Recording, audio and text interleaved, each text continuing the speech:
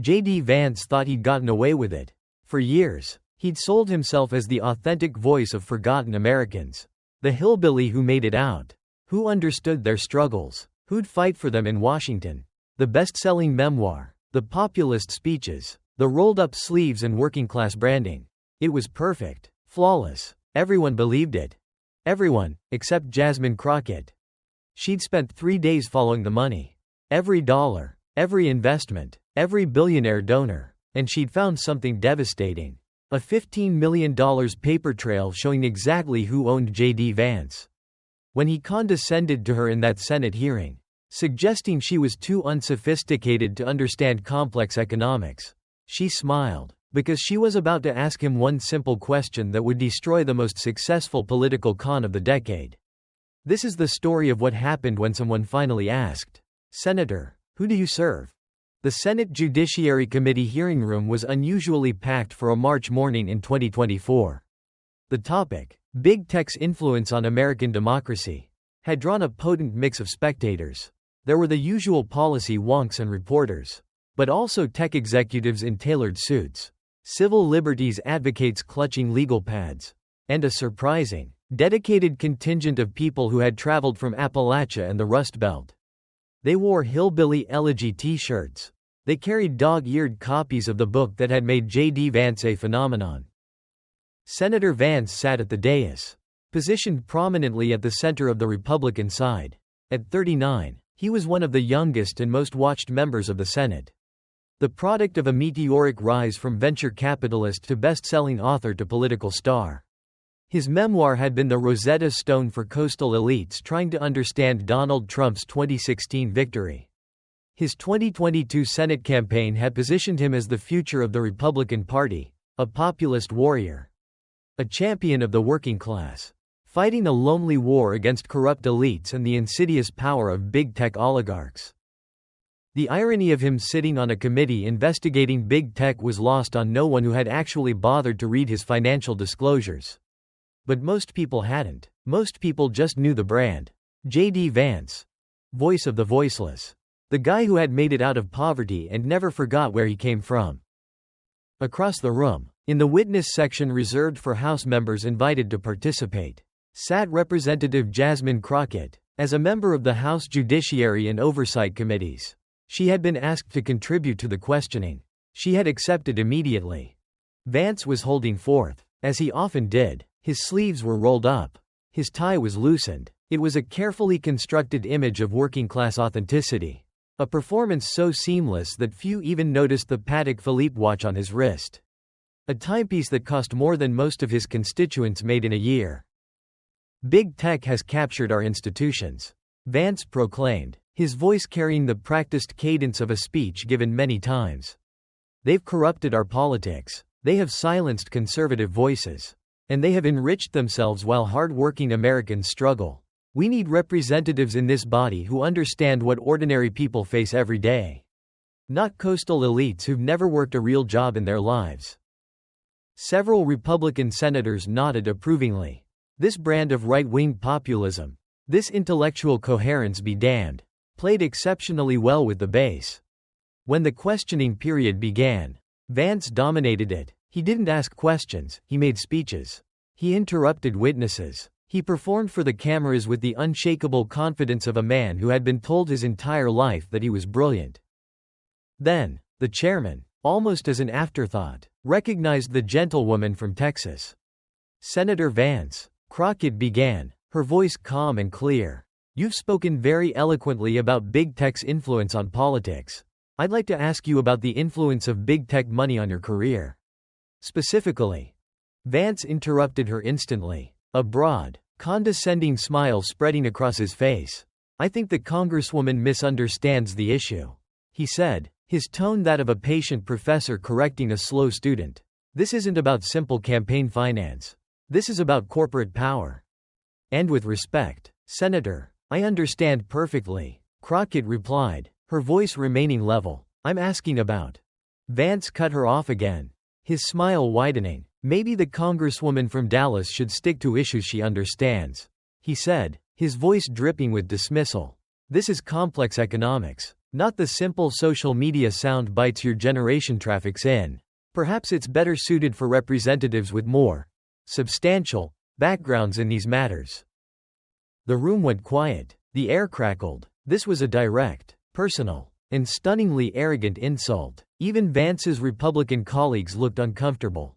You could criticize someone's politics, but you didn't openly suggest a colleague was too stupid or unsophisticated to participate in a hearing.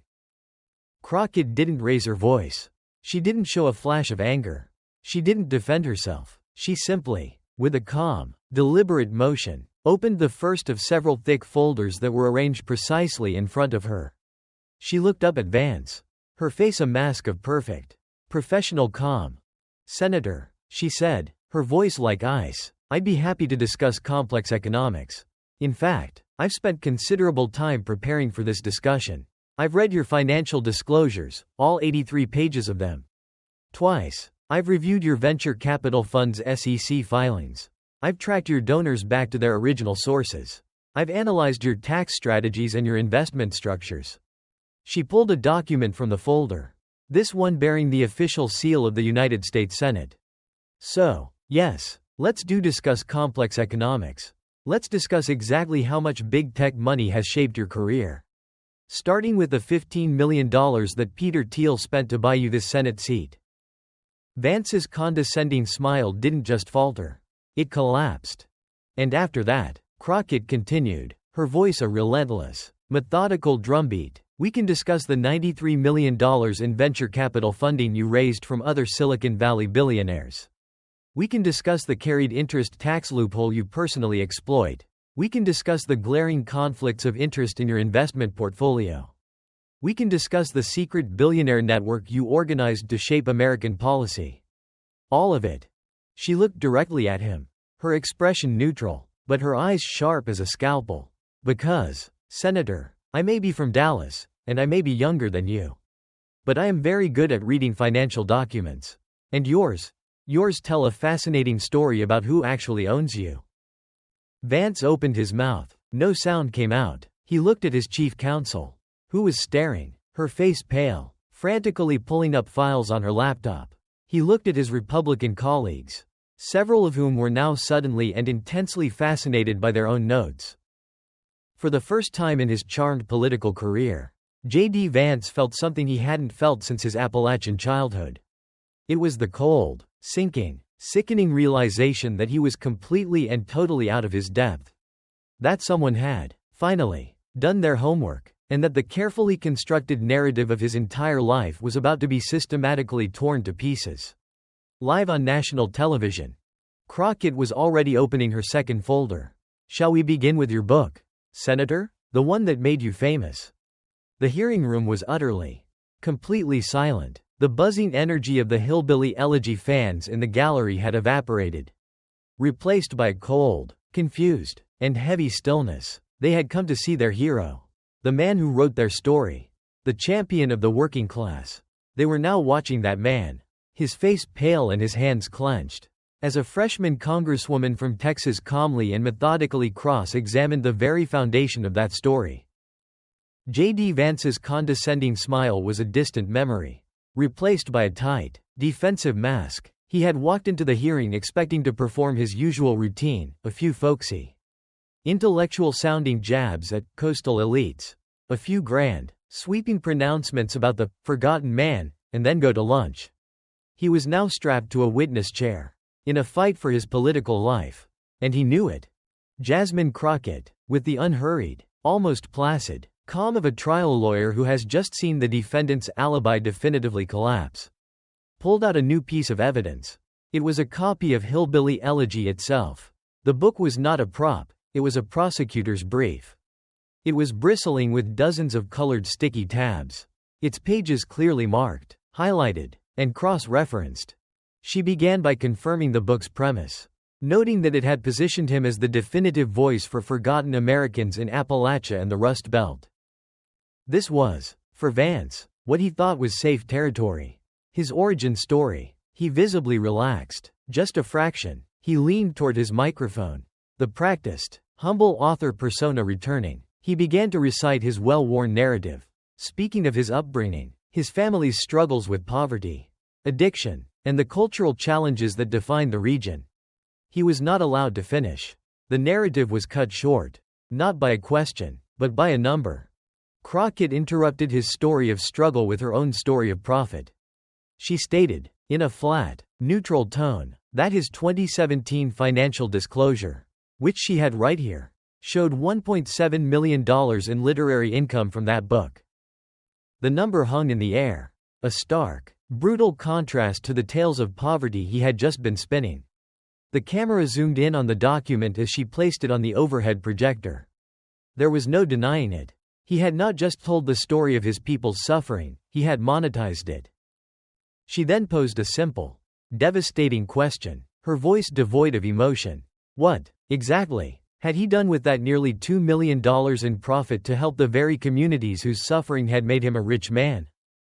Vance shifted, visibly uncomfortable. The question was a direct assault on his populist brand. He offered a vague, rehearsed defense, stating that he had moved back to Ohio with the intention of investing in the region. Crockett's rebuttal was immediate, a one-two punch of factual correction and moral judgment. First, she corrected his geography. She noted that he had not moved back to Middletown, the symbolic, gritty, working-class heart of his memoir. He had, in fact, moved to Columbus, one of the wealthiest and most educated cities in the state. Second, she corrected his timeline. She pointed out that his first move after profiting from hillbilly elegy was not to return to Appalachia, but to move to Silicon Valley. He had used the book, she stated, as a springboard to join the exact coastal elite class that he now publicly and profitably condemned. Vance repeated his defense, his voice more strained this time, insisting that he needed to learn how venture capital worked so he could bring those tools back to Ohio. Crockett's expression remained unchanged. She countered, her voice cold. Had he learned to bring back those tools? Or had he simply learned how to exploit those tools for his own benefit? This was the pivot. She reached for the next stack of papers. This was not her opinion of his book. This was the opinion of actual experts. She had brought the receipts. She began to read, in a calm monotone, from a series of highlighted academic articles written by scholars who actually study Appalachia. She cited Professor Jonathan Isaac of UW-Madison, who had concluded that Vance's book, and she quoted the professor directly, blames poor people for their own poverty by deliberately ignoring socioeconomic factors. She quoted Russell Castronovo, who noted the book's total lack of justification for its core assertion that systemic problems like opioid addiction were attributable entirely to a failure of personal agency, rather than to economic policy failures. She set the papers down. The evidence of a damning scholarly consensus laid bare for the committee to see. Crockett then delivered her first summary, a devastating portrait of his brand. He had written a book that experts in the field called a distortion. A book that blamed the poor for their own poverty. He had made nearly $2 million from that book, and he had immediately used that fame and money to move to Silicon Valley and join the billionaire class he claimed to despise. She then asked, her voice low and penetrating, how, exactly, this made him a champion of forgotten Americans. Vance, his face reddening, repeated his bring investment back defense. But the words were hollow. The brand was cracking. The hero of the hillbilly elegy fans in the gallery was being exposed as a poverty tourist who had sold them out for a ticket to the elite. Crockett, giving him no time to recover, moved to her next, even more explosive, folder. The name on the tab, Naria Capital. The mood in the room changed again. This was the complex economics he had mocked her for not understanding. The press gallery leaned in, sensing blood. Crockett, a true trial lawyer, was not just going to present the facts, she was going to show them. She had prepared visual aids. A staffer set up a large poster board. Show, don't just tell. The first document on the board, a simple timeline. The title, The Vance-Thiel Relationship. The timeline began in 2011, with Vance's fateful meeting at Yale Law School with billionaire venture capitalist Peter Thiel, a moment Vance himself had publicly described as the most significant of his life. Vance, seeing this, tried to frame it positively, speaking about Thiel's vision, about innovation, about how elite institutions were failing to solve real-world problems. Crockett, in response, cut through the narrative. She stated that Thiel hadn't just inspired him, he had hired him. He had created the path for him to become one of those very elites. The timeline on the poster board was brutal in its simplicity. 2016. The same year Hillbilly Elegy is published. Peter Thiel, a Silicon Valley billionaire, hires Vance at his personal venture capital firm, Mithril Capital. Crockett then posed the question of why. She noted for the committee Vance's complete lack of prior venture capital experience, his brief, unremarkable time as a corporate lawyer, and his zero background in high-level finance. She then answered her own question. He wasn't hired for his skills, he was hired for his profile. He had a best-selling book that explained the forgotten man to the coastal elites. He was useful to Peter Thiel. She moved to the next step, the 2019 launch of Neria Capital, Vance's own VC firm. She noted the staggering sum he raised, $93 million. She then forced him to confirm the source of that $93 million. Vance, visibly hesitant, was forced to name his primary backers: Peter Thiel, Mark Andreessen, Eric Schmidt, three of the biggest, most powerful, and most coastal elite billionaires in Silicon Valley. Crockett then posed her next prosecutorial question to the room. What did those billionaires think they were investing in? His thin, two-year track record, or his political future? Vance fell back on his only prepared line. They believed in the mission to invest in Ohio. Crockett's timeline was not finished. It continued, relentless and devastating. 2021. Peter Thiel personally introduced Vance to Donald Trump at Mar-a-Lago, brokering the crucial relationship. Shortly after, the coveted Trump endorsement came. 2022. Peter Thiel personally donated $15 million to Vance's super PAC. Crockett held up the FEC filing for the cameras to see, a high-definition receipt for the largest single donation to a single Senate candidate in American history. She then stood and walked to the poster board, tapping each date with her pen. 2011. Meets billionaire Peter Thiel. 2015-2016. Thiel's network gets him his first high-status jobs. 2019. Thiel's billionaire friends give him $93 million for his own VC firm. 2021. Thiel secures the Trump endorsement for him. 2022. Thiel gives him $15 million to win the Senate race. Crockett turned from the board, her voice dropping, letting the final, devastating question land like a hammer blow in the silent, suffocating room. She asked the senator, at what point in this entire, decade-long timeline, was he not on Peter Thiel's payroll? The populist warrior had just been reframed as a wholly owned subsidiary. The voice of the voiceless had been exposed as the highly paid spokesperson for a Silicon Valley billionaire. The Hillbilly Elegy fans in the gallery looked ashen. Their hero had not, in fact, made it out on his own. He had been chosen. He had been funded. He had been manufactured. The question hung in the superheated, silent air of the committee room. At what point in this timeline were you not on Peter Thiel's payroll? It was an unanswerable, rhetorical kill shot. The populist warrior had been completely, devastatingly reframed as a kept man, a political project bought and paid for by the very coastal elite he had built a career condemning. The people in the Hillbilly Elegy t-shirts, who had come to see their hero, now stared with the cold, hard expressions of a jury that had just seen the prosecution's star witness flip. JD Vance sat motionless, his face a pale mask. He looked, for a long, agonizing moment, like a man who had forgotten how to speak. His chief counsel, her face a mask of panic, was sliding him notes, but what could he possibly say? The timeline on the poster board was not an accusation, it was a simple, factual ledger of his own life. Jasmine Crockett did not wait for an answer. A good trial lawyer knows when a question has done its work. She moved on, relentless, pulling out more documents. She then addressed his current financial ties, submitting his 2023 financial disclosure into the record. She noted for the committee that Senator Vance still holds between $6.10 and $12.65 million in investment funds managed by Neria Capital. the very firm Peter Thiel had funded.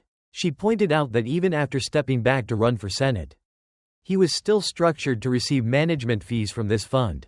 He wasn't just a former employee of the Thiel network, he was a current business partner. He was still, to this day, on the payroll. She then posed the central question of the hearing, the one that had been lurking beneath the surface of his entire condescending performance. The question was simple. Who did he serve? Was it the people of Ohio, the forgotten Americans, who had believed his story and bought his book? Or was it Peter Thiel, the Silicon Valley billionaire who had invested over $100 million in meticulously building his career? From his first tech job to his $93 million fund to his $15 million Senate seat? Vance tried to respond, his voice strained, falling back on his only available defense. He had followed all ethics requirements. Crockett brushed the legalistic non-answer aside. The question, she clarified, was not about legality. It was about authenticity. She was not questioning if he had broken the law. She was questioning if his entire public persona was a lie. She then moved to her next, even more explosive, folder. She announced that she wanted to discuss what Mr. Thiel actually believes in. Because if Senator Vance was his investment, his constituents deserved to know what kind of returns their senator was expected to provide. She produced a document with professional formatting. It was a brochure. Senator, she stated, in 2019, the same year you launched your Thiel-funded venture capital firm, you and Mr. Thiel organized a secret meeting in Rockbridge, Ohio. Vance's head snapped up. This was a new, unexpected line of attack. Crockett continued, noting that this was not a public conference, but a private, invitation-only gathering of conservative billionaires and media figures. She read the names from the attendee list: Tucker Carlson, Rebecca Mercer, the architects of the New Right. The stated goal, according to reports, was to build a mega movement that would outlast Donald Trump. She then held up the brochure for the cameras to see. You formed what's called the Rockbridge Network. She began to read directly from their own promotional materials. Through strategic litigation, we will identify leverage points where the law allows us to hold bad actors, including the media, accountable. Crockett looked up from the page, her gaze sweeping the room. She explained, her voice dripping with prosecutorial ice, that this was not a grassroots movement. This was a billionaire-funded network, designed to use the legal system to attack the press. She asked how, exactly, that qualified as populism. Vance, now visibly angry, insisted they were holding powerful institutions accountable. Crockett's response was a clean, brutal parry. He, she stated, was the powerful institution. He was funded by billionaires. He organized conferences for billionaires. He created legal networks to advance billionaire interests. And he was marketing himself as a champion of the working people. She then produced another report, this one from the Washington Post, which had analyzed the network's goals. She read a quote from Chris Buskirk, one of the network's organizers, who had described their vision for America. The quote was chilling. Either you have an extractive elite, an oligarchy, or you have a productive elite, an aristocracy. He called this new vision aristopopulism. Crockett set the paper down. That is not populism, Senator, she stated, her voice a low, cold judgment. That is oligarchy with better branding. You and your billionaire backers have simply decided that America should be run by a wealthy elite. As long as it's the right wealthy elite, the one that benefits you. The remaining hillbilly elegy fans in the gallery looked utterly betrayed. Their hero, the man who spoke their language, was now being exposed as the intellectual author of a new aristocracy. Crockett concluded her point. This network, she noted, was already, according to reports, looking for a successor to Trump. And he, JD Vance, was their chosen candidate. Peter Thiel's $100 million plus investment in his career wasn't just to buy a senator. It was to buy a future president. The hearing room was a tomb. The populist warrior was not a populist at all. He was, as Crockett was so methodically proving, the lead candidate for the new American oligarchy.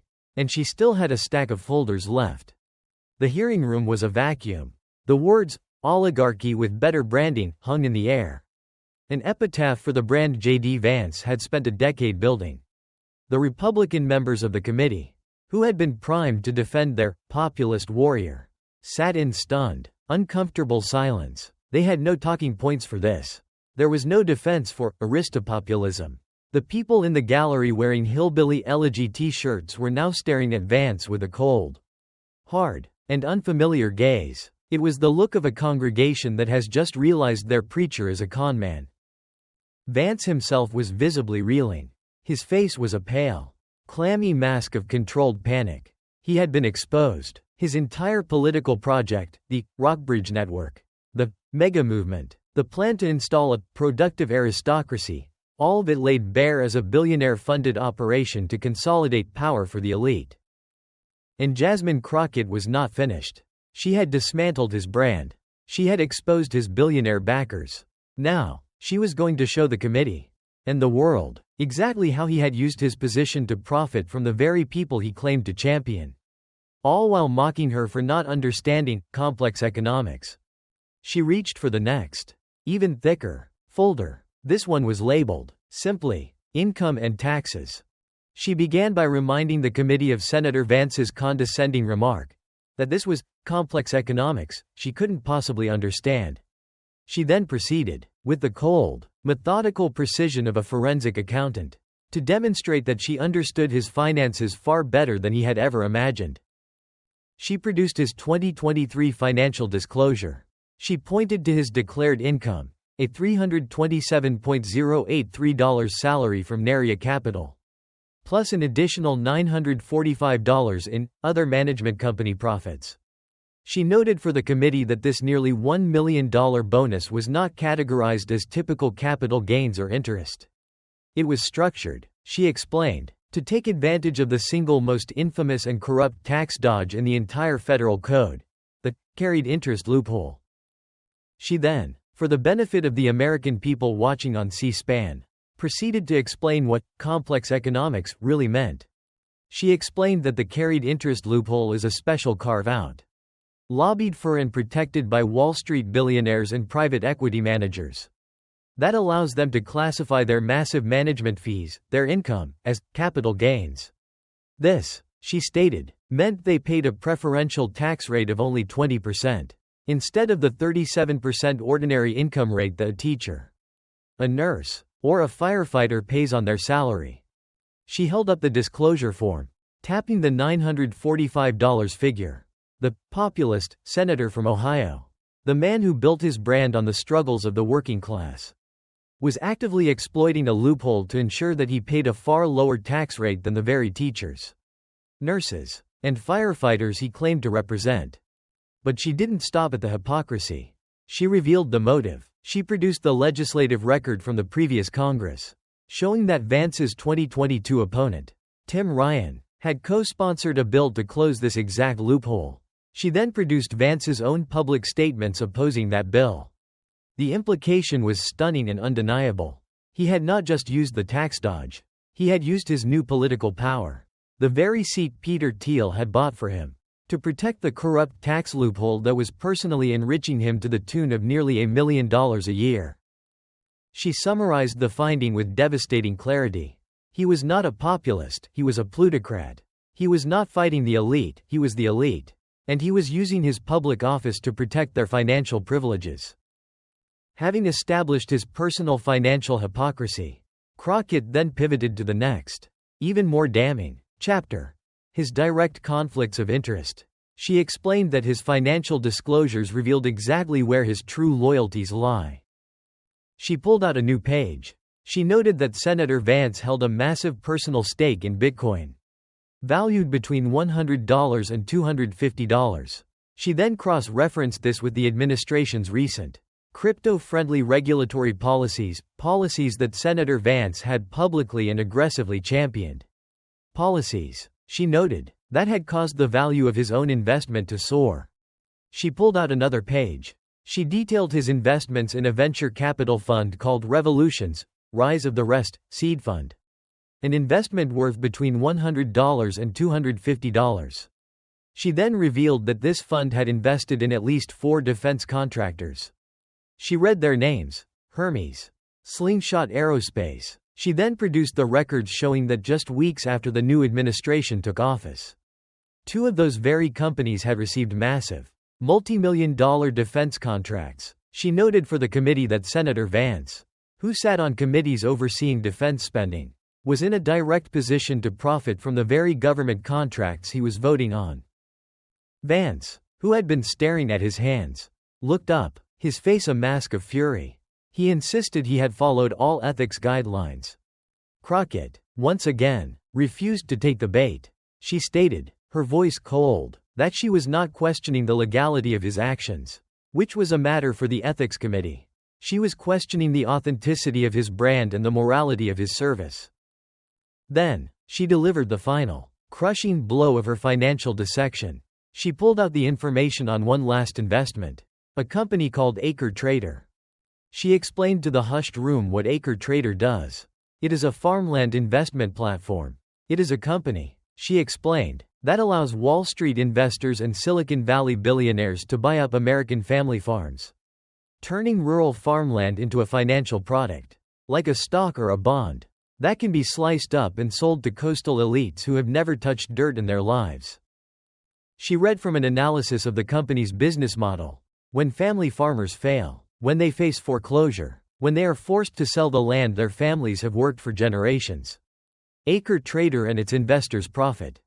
She looked up, her gaze sweeping across the gallery, past the shocked faces of the reporters, and landing on the small group of people in the hillbilly elegy t-shirts. Their faces were no longer smiling. They were not confused. They were masks of cold, hard, and growing anger. Crockett then turned her gaze back to the man at the dais. She noted that he, Senator JD Vance, the author of Hillbilly Elegy, the self-proclaimed champion of rural America, the man who had monetized the suffering of the forgotten farmer, was personally invested in a company that profits from the destruction of the American family farm. The voice of the voiceless had just been exposed as a vulture, feeding on the very people he had built his brand by claiming to represent. The revelation hung in the air, thick and toxic. The man who had written the book on the struggles of rural America was actively profiting from a company that specialized in packaging and selling their failed farms to Wall Street investors. The small, devoted contingent of Hillbilly Elegy fans in the gallery, who had come to cheer on their hero, were no longer smiling. Their faces were a mask of cold, hard, and growing anger. They were, in real time, experiencing the 5 stages of political grief, and they were landing squarely on betrayal. JD Vance, who had been trying to maintain a facade of intellectual sparring, now looked visibly shaken. The Acre Trader investment was not a matter of complex economics he could hide behind. It was a simple, visceral, and morally indefensible contradiction. He had been exposed, not just as a hypocrite, but as a predator. Jasmine Crockett, sensing the kill, gave him no time to recover. She calmly, methodically, closed the folder on his financial conflicts of interest and reached for a new one. This one was filled with printed interview transcripts and screenshots of his own social media posts.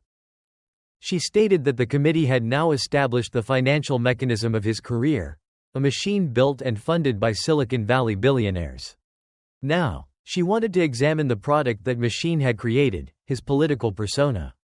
She wanted to discuss his evolution on the central figure in their party, Donald Trump.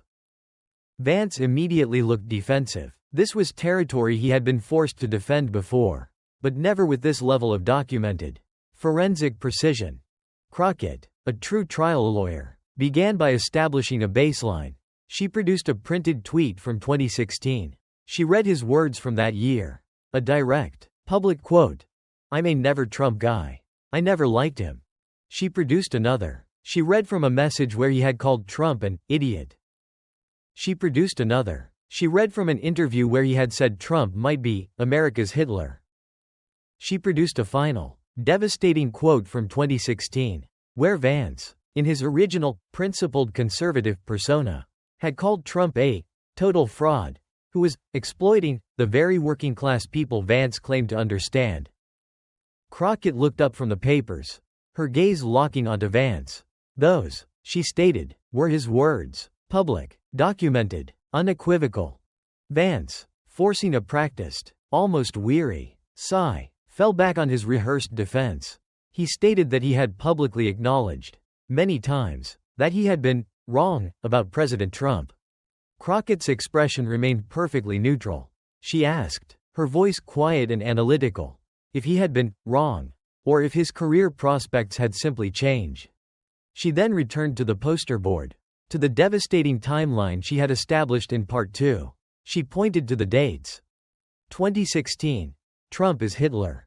An idiot. A total fraud. 2021. Peter Thiel personally introduces JD Vance to Donald Trump at Mar-a-Lago. 2022. JD Vance, now with the full-throated endorsement of Donald Trump, runs for Senate. She then played a new clip. This one from a 2021 Fox News interview. Just after his conversion. In it, Vance was seen praising Trump, calling him a great president and the best president of my lifetime. Crockett turned back to him.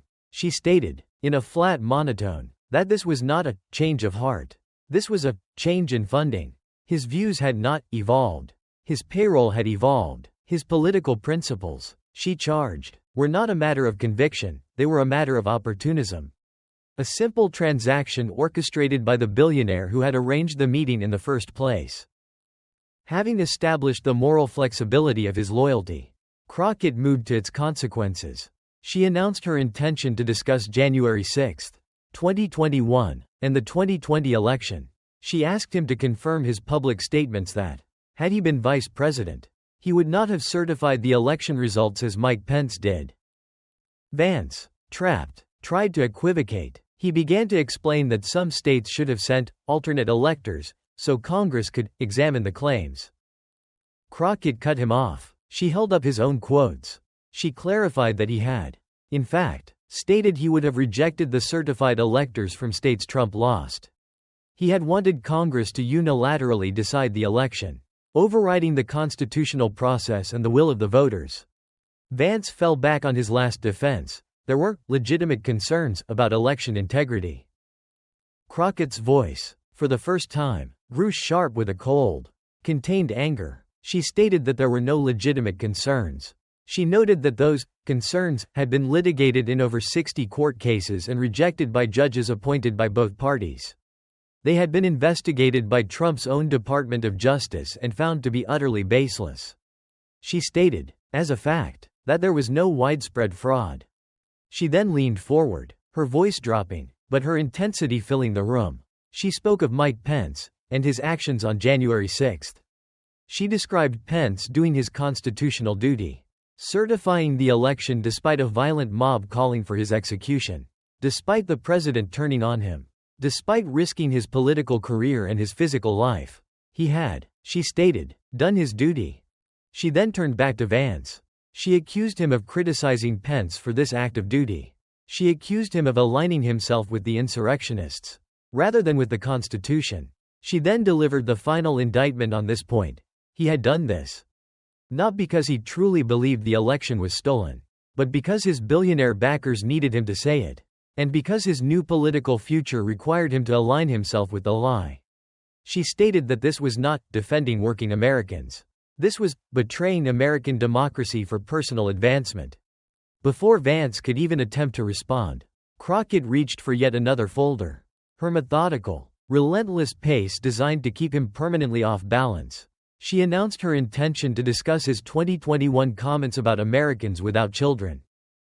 Vance, for the first time, looked genuinely trapped. He knew exactly what was in that folder. Crockett read the quote, her voice flat and inflectionless. We are effectively run in this country by a bunch of childless cat ladies who are miserable at their own lives. And so they want to make the rest of the country miserable. 2. A ripple of stunned, uncomfortable laughter and gasps went through the gallery. She repeated the phrase, childless cat ladies, letting the bizarre, misogynistic insult hang in the air. She detailed his other comments. His suggestion that being childless makes people more sociopathic. His proposal for higher taxes on childless Americans. His claim that people without children shouldn't have as much say in democracy. Then, she connected it all back to the economy. She stated that millions of Americans don't have children, not by choice, but because the economic policies he supports make it financially impossible. She cited skyrocketing housing costs, crushing healthcare bills, unaffordable childcare, and crippling student debt. She looked at him, her gaze a mixture of pity and contempt. She accused him of not just mocking them, but of blaming them for a systemic problem that his own billionaire donors, like the ones at Acre Trader, actively profit from. Having dismantled his persona as a champion of forgotten Americans and champion of the family, she opened her final, thinnest folder. She announced her intention to discuss his September 2024 allegations about Haitian immigrants in Springfield, Ohio. Vance's face, which had been pale, now flushed a deep, mottled red. This was recent, this was raw, and he had been repeatedly and publicly debunked. Crockett read his social media post, in which he claimed that illegal Haitian immigrants were draining social services and causing chaos. She then read the specific, inflammatory allegation that reports now show these immigrants had abducted and eaten local pets. She then, one by one, produced the receipts that proved it was a lie. The Springfield police, finding no credible reports. The Republican city manager, stating there were no verified instances. The Republican governor of Ohio, Mike DeWine, calling the claims baseless. She explained that these were legal refugees, working in local factories, filling jobs that had been going unfilled. She accused him of spreading a racist fabrication for cheap political points. She then detailed the consequences: bomb threats, harassment of the Haitian community, school evacuations. He had, she charged, terrorized an entire community, his own constituents, with a lie, and had never once apologized or corrected the record. The populist warrior was now exposed as a man who attacked immigrants, belittled women, betrayed the Constitution, and profited from the destruction of the very working class he claimed to represent. The hearing room was a vacuum, all the political oxygen sucked out by the exposure of JD Vance's financial web. The man who had entered the room cloaked in the armor of a populist hero now sat exposed. His brand shattered, his credibility in ruins, his populist investments in companies that profit from failed family farms hanging in the air like a toxic cloud.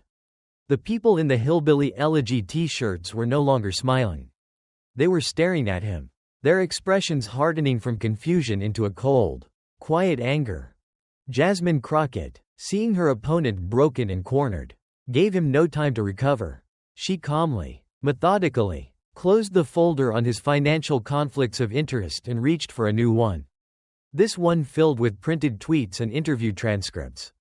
"Senator," she began, her voice steady and relentless, "we have now established the financial mechanism of your career, a machine built and funded by Silicon Valley billionaires. Now, I'd like to examine the product that machine created, your political persona. Let's discuss your evolution on President Donald Trump."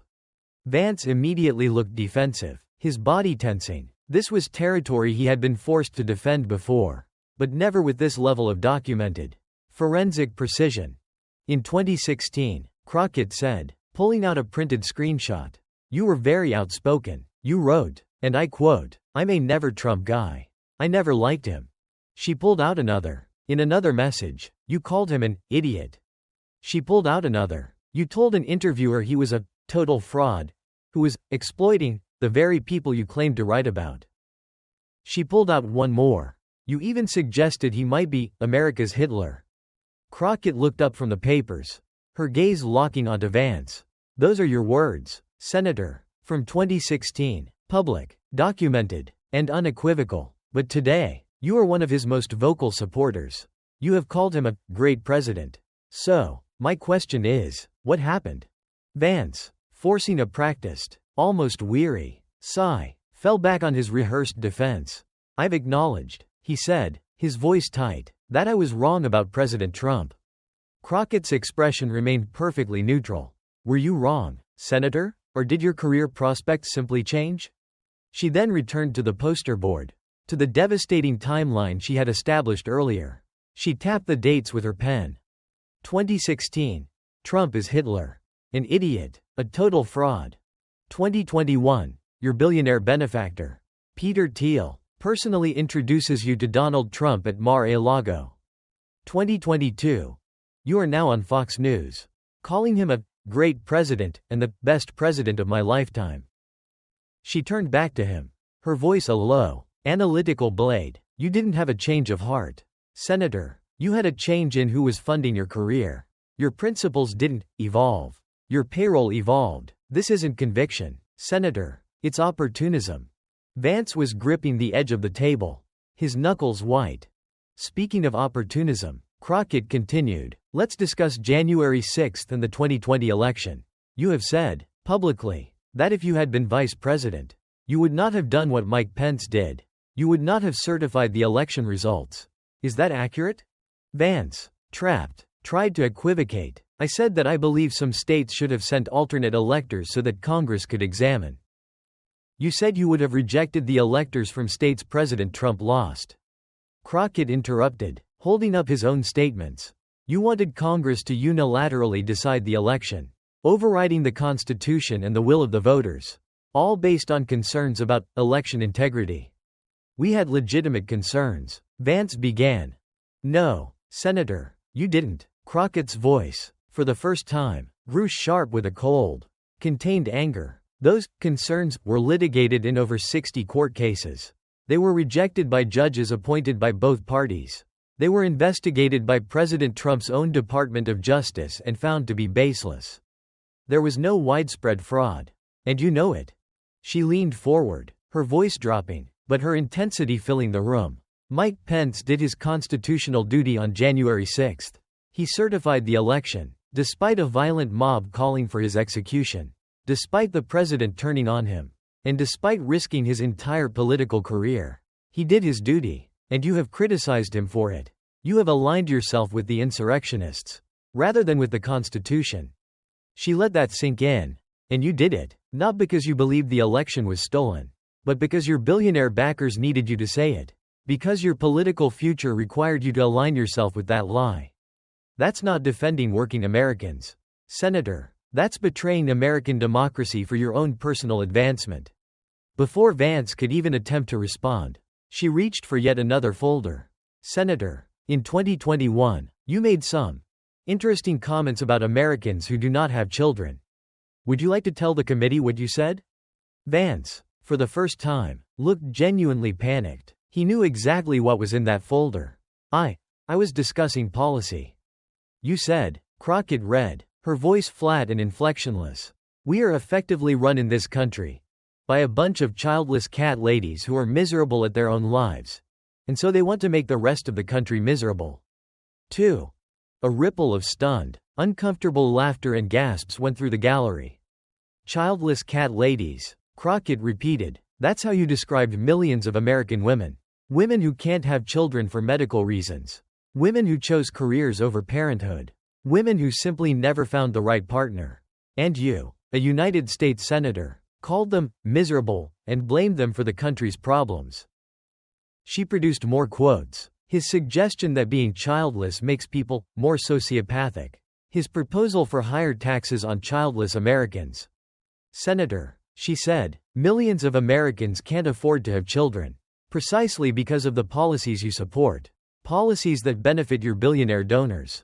Housing costs have skyrocketed, partly because of companies like Acre Trader that you invest in. Healthcare is crushing families. Childcare is unaffordable. And instead of addressing those systemic issues, you mock the victims. You call them sociopathic cat ladies. That's not championing forgotten Americans. Senator, that's blaming them for a system that your donors profit from. Crockett stood, gathering all her folders into one thick stack of evidence. The hearing room was absolutely silent. Even Vance's Republican allies had stopped defending him. The people in the hillbilly elegy t-shirts were now seen quietly, slowly, taking them off, some crumpling them in disgust. Let me summarize what we've learned today. Senator Vance, she said, her voice calm, but carrying the absolute authority of a judge delivering a final verdict. You wrote a best-selling memoir about the struggles of poor Appalachians. You made $1.7 million from their stories. Then you went to academic conferences and blamed them for their own poverty. And you moved to Silicon Valley to work for billionaires. You got every significant job you've ever had through Peter Thiel's network. He hired you. He funded your venture capital firm with $93 million. He introduced you to Donald Trump. He spent $15 million to buy you the Senate seat. You exploit a corrupt tax loophole that lets you pay a lower tax rate than a teacher or a firefighter. Your campaign was funded by Wall Street billionaires, Silicon Valley billionaires, and dark money groups. You invest in companies that profit when family farms fail. You compared President Trump to Hitler, called him an idiot and a fraud, until Peter Thiel arranged a meeting. And suddenly he was a great president. You sided with insurrectionists over the Constitution and criticized Mike Pence for doing his duty. You spread racist, dangerous lies about Haitian immigrants in your own state, lies that led to bomb threats. And you attacked childless Americans as miserable, sociopathic cat ladies for being unable to afford families in an economy that you and your donors have rigged against them. Crockett walked slowly from the witness table toward the dais, placing the thick stack of folders on the table directly in front of a frozen, speechless JD Vance. And through all of this, all of it, you have the audacity to call yourself a populist, a champion of forgotten Americans, and a voice for working families. She set down her folders. Senator Vance, you started this hearing by suggesting I was too unsophisticated to understand complex economics. So, let me show you that I understand perfectly. You are not a representative. Senator, you are a return on investment. The phrase hit like a physical blow. Several people in the gallery gasped. Peter Thiel invested over $100 million in you. He didn't mentor you, he owns you. You are not fighting the elite. You are the elite. You just wear a better costume. You wrote a book exploiting poor people's suffering. And then you used their stories to join the very class that is keeping them poor. You champion working families while exploiting tax loopholes they can't access. You claim to represent rural America while investing in companies that prey on their farms. She picked up the copy of Hillbilly Elegy and set it on top of the financial disclosures. This book, she said, her voice quiet but devastating, made you famous. It made you rich. And it made you a symbol of something you never, ever were, because you were never one of them. Senator, you used them. You exploited their pain for profit and advancement. You built a brand on their suffering and then you betrayed everything they needed. She looked at him, her eyes devoid of anger, now filled only with a cold, profound pity. I was a public defender. Senator, I represented people the system failed. People that powerful interests tried to silence. I know what it means to actually fight for people who don't have power. You don't fight for them. You fight for the people who bought you. Peter Thiel, Mark Andreessen, Steven Schwartzman. Every billionaire who saw you as a useful investment. Her final words were quiet, but absolutely clear. So, let me ask you one question.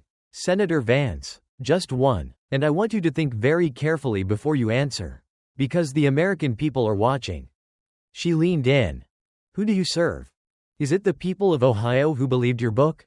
Is it the working families you claim to champion? Is it the forgotten Americans you say you represent? Or is it Peter Thiel?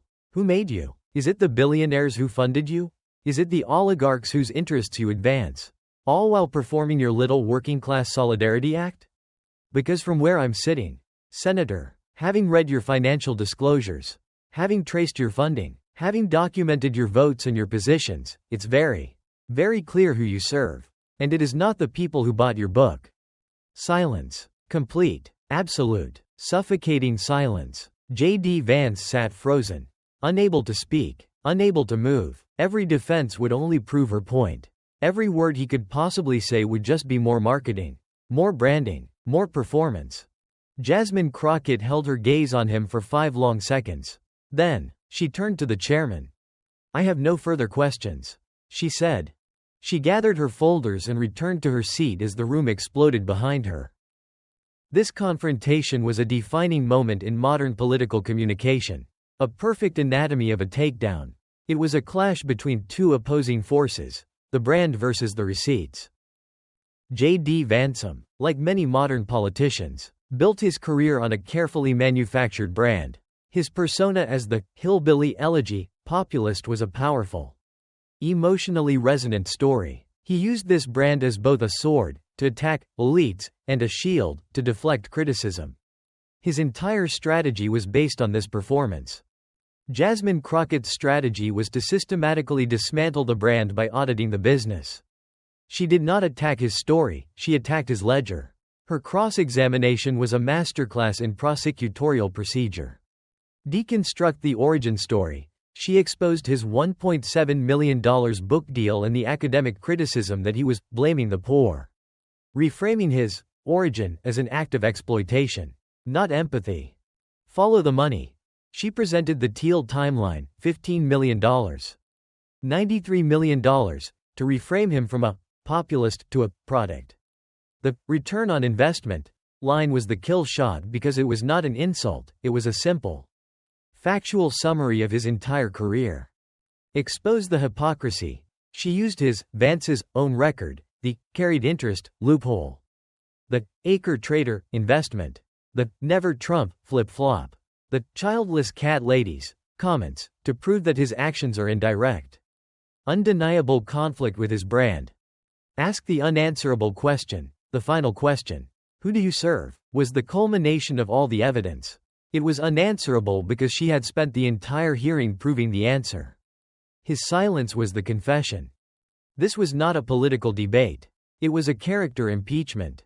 Crockett proved that in the age of slick personal branding, the most powerful weapon is not a better story, but a colder, harder, and more verifiable set of facts. She didn't just win an argument, she exposed the entire con.